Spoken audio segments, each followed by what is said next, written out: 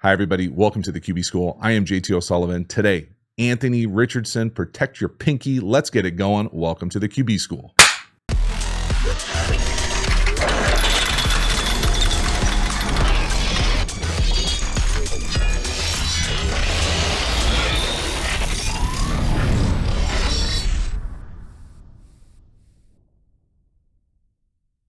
Before we dive into the video, a quick reminder about the Quarterback School Patreon community. If you love these types of videos, you will love the Quarterback School Patreon community. Deep dives, the most nuanced, detailed analysis available anywhere. Hop over there, support the channel. I appreciate your support. As for this video, let's get into it. All right, Anthony Richardson, preseason week 1, 2025, Pinky Gate. We'll get to it, all right? But we're going to start here with a pretty impressive little play action. We'll call it a hinge route down on the sideline. Now, I think the thing that's so impressive for me is he kind of stands in there. He's got pressure right in his lap, can't get through the throw. He's got enough juice to get out there and drive that thing down the field outside the numbers. So you really love to see it. So what's going on here concept-wise? Up and then back inside. And there's not a lot of space to throw this thing. If that wasn't there, it looks like we've got some sort of in breaker coming down here to the bottom. But again, the thing to pay attention to here is this is closing in on him. As he comes back here and takes his drop, he can't necessarily get through and drive this throw exactly how he wants. So it's one of those things where big body dude, be able to stand in there, see over the line. And again, you know, for all you rec ballers out there, that's open in the league. Right? Take a peek. What's going to beat that is anticipation and timing. He's running down the damn side hash. I mean, there's not a lot of window there. When does he throw this? And we get a little A? Right there. I mean, that's lowercase a. I'll give it to you. Lowercase a there with the anticipation. But he's got the juice to be able to get enough so his guy can come back, dive, make a play. He can't get through the throw. Right? He steps, his left tackle's in his front hip. It's just an impressive physical play. And this is what, when you say like, oh, he doesn't know what the hell he's doing. He needs to get on his P's and Q's. Bro, this is the type of throw that allows you to play in the league. This is a big time throw. Again, you know, would I love him to maybe not drift to his left tackle? Maybe. But again, you know, where's the good spot to stand in the pocket here? It's probably a little safer in the center, but you know, you got the tight end holding on to his ass here, getting blown back into you. Not a lot of space. Big physical throw, chunk, let's go. Next one, little screen here. Now again, you know, some teams scheme up preseason more than others. I personally love screens in the preseason. This is probably what I would classify as a schemed up screen. This is off dart action. So first off, it looks like 84 is a dude we're going to want to get the ball to. But this dart action, meaning you see a lot, especially in the college game, you see a lot of faux pulls. So we're pulling here. We've got this action coming sideways. We're going to fake it to him. We got all this sideways action. This is a big boy block here. So you've got to hold on to your ass enough to sell this thing while also giving up a huge C gap inside of you. So you got to engage, shock him, make it seem like it's run. You got to get into him and then sell this thing with whatever timing that thing is to come out and give yourself a little tight end screen. So you get the flow action away with the faux tackle. Pop into it. Nice job. Nice catch of the one hand with the snap on him. Nice job with the call as well. Again, love screens in the preseason. Just an easy way to get guys completions, to get things feeling good. And again, just understanding what's going on here operationally from a quarterback. Gun snap, high. One hand snap, right hand. Play fake, little pseudo pump. Back that to the right, come back, tight end to the left. Just a really nice job. So appreciate the one-hand snap catch. Not easy to do. Again, big guy, bad snap. Play fake, back the other way. Excellent. Love the design. Nice execution. Let's go. Next one here, second and forever. Again, working the tight end, this little sit. You know, I'm not going to sit here and tell you I know exactly what this play is, what this read is for them. We can talk about how we get there. Again, 84 certainly looks like a guy we're going to try to get the ball to a lot. This is one of those times where I'm glad it works out right here, because they really have kind of two guys in that area. And again, when I haven't played a play or I'm not familiar with a play, I'm not going to sit here and tell you, oh yeah, he made the right decision, this is where it should go. Okay, but I will tell you how I would probably read this play. He runs like a little check down here. This to me is what most people would call a 9-stop or stop route. Versus free access, one-on-one, off. Most places would probably want this thrown, whether that's one, an alert, whatever. Okay, if you don't like it, say you hate this guy, or you've never thrown to him before, you just met him in the huddle. Okay, let's come back here. Well, there's a defender in front of him and there's a safety down here. So yeah, does it work? Yes. Does the process make me a little nervous? Probably too. Okay, all fair.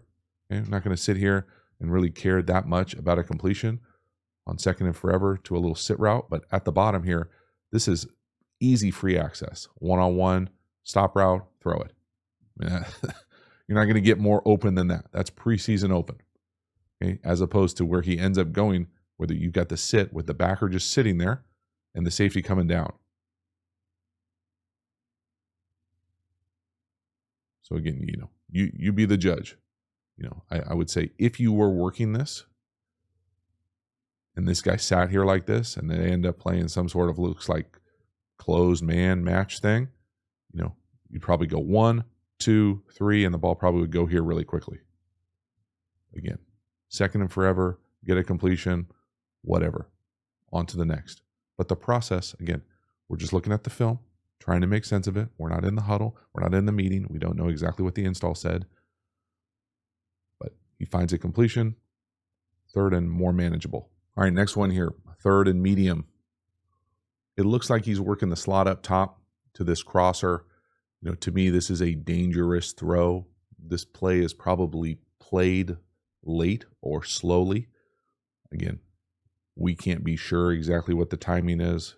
I can tell you that, the way this thing is put together makes it look like it's slow to me. So probably a must outside release. Now, this is the question here. Is this a, option choice at this depth? You can see the first down marker right here. Or is this just a, traditional quick out? If it's a traditional quick out, I say we got to be off this way faster.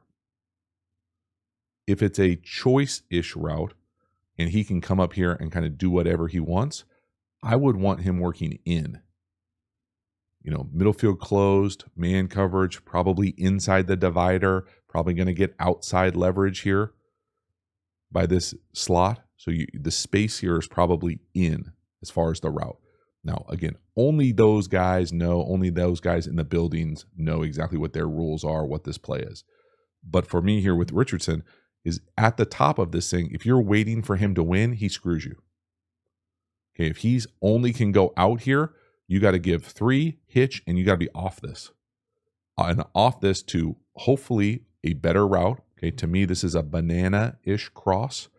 Okay, how I would want this thing run is violent in, up, stair step, and come flat across at the top versus man coverage. You can't allow yourself to drift here and then allow the defender to undercut you. Okay, so the route here, not for me. Then the other part here is, as you'd play more football, in a real game, I would love to get probably a switch release here as far as an install. Probably not going to get that in a preseason. But then at the top of this thing, this in is going to be pretty good too if he can stay flat. So you've got multiple runaways here, assuming that's a choice. So you're going to play this type of play a lot. My thing is that Richardson hangs on that slot too long. So watch him up top.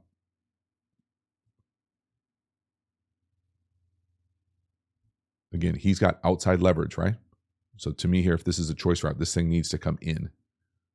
Good base right there, locked in it, but he just hangs on it too long.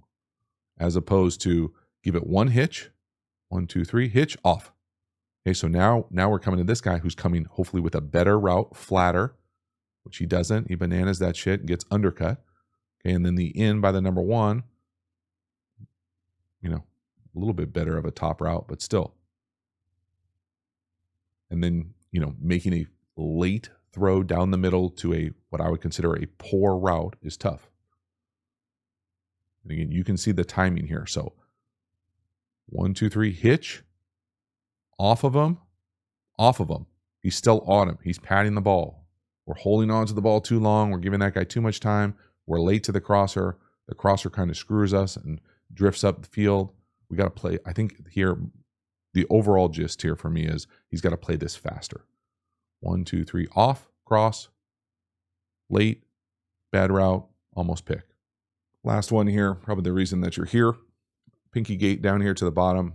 Anthony Richardson, did everything I could to stick up for the guy online, but my 30-second Google search showed that this is 5-person protection.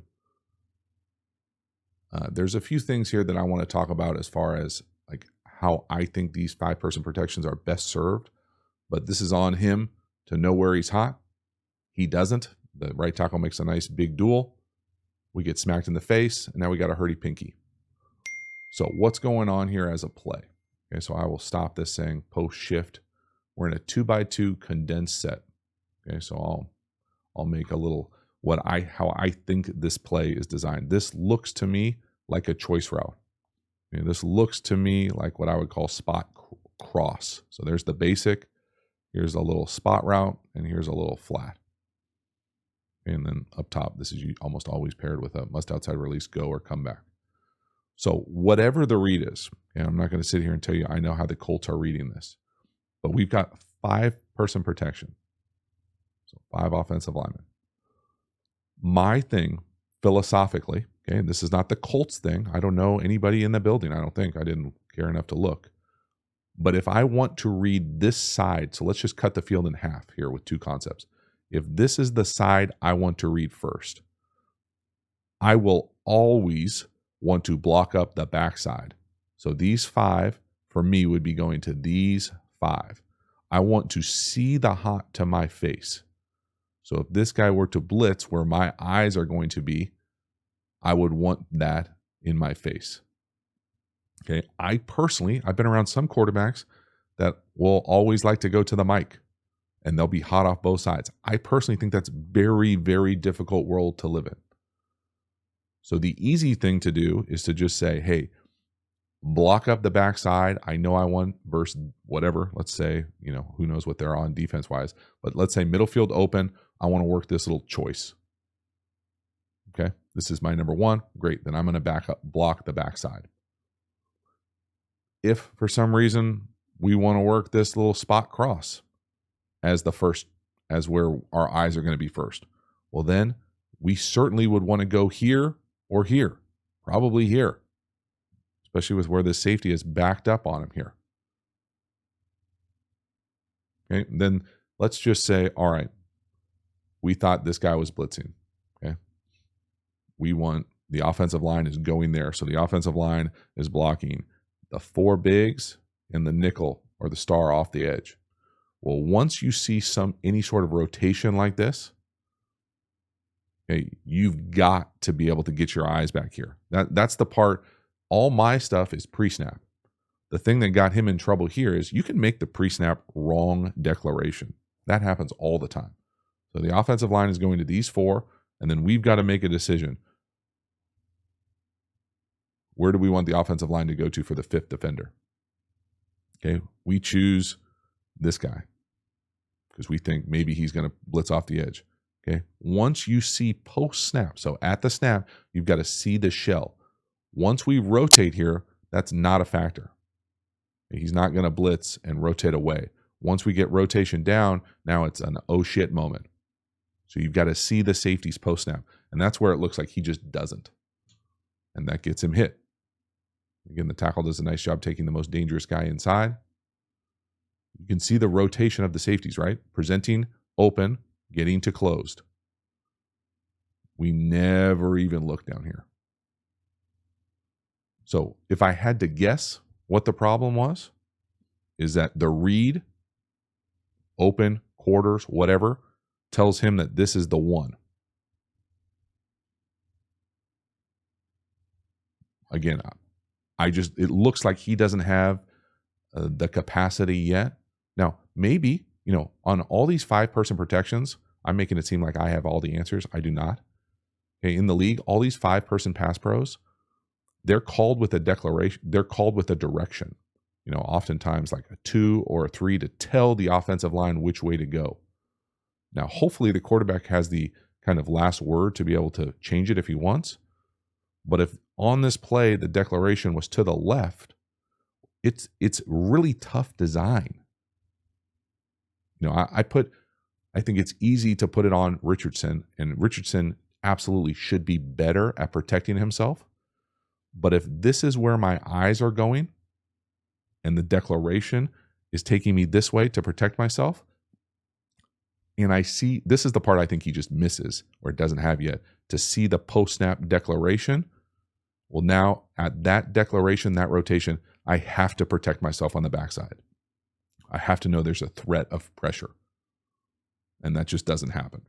So they probably tricked us, got us, and the design, the pass protection tethered to the concept, gets us hit.